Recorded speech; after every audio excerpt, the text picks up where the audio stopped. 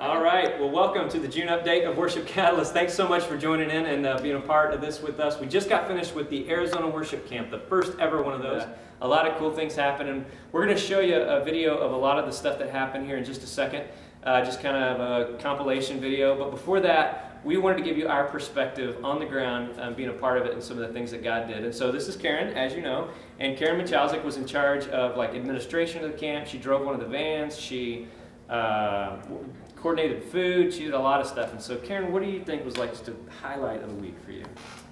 I was really impressed with the way when the kids showed up, they came in the house, they got their instruments out, but then they were already, talking about how excited they were just to be here.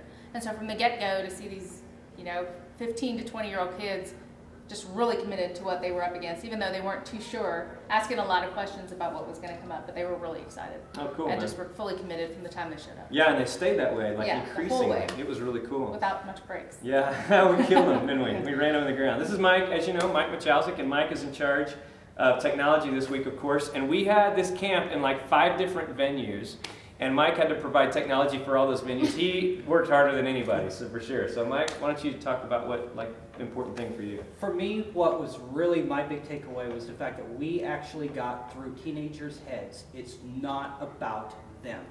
And it was really interesting because even on Saturday night, how many times did they say, it's not about me? Yeah. And if they're going to be effective worship leaders, they have to keep that in the forefront. And I was really excited to see that they were able to. That's awesome. Good. Well, it's not about you. So we're going to move over here to Cammie. Cammie was taught a class with me on worship planning, along with a third person named Trey Waters, who's a worship leader here in Tucson. And so, Cammie, what were your thoughts about that? How that went? The session went great. We just gave the kids some tools that they could use to try to be more creative in planning their services.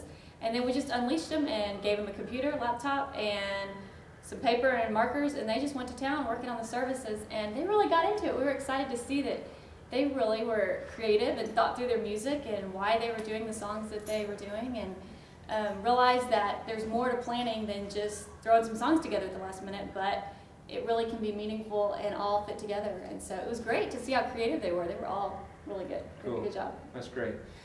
Well, that's it. So camp is over, and we're headed on for the rest of the summer. We got lots of cool stuff going on, and we just want to thank you so much for continuing to pray for Worship Catalyst and to give financially to this ministry. Those of you that do that, God bless all of you. Now check out this cool video. We'll see you next month.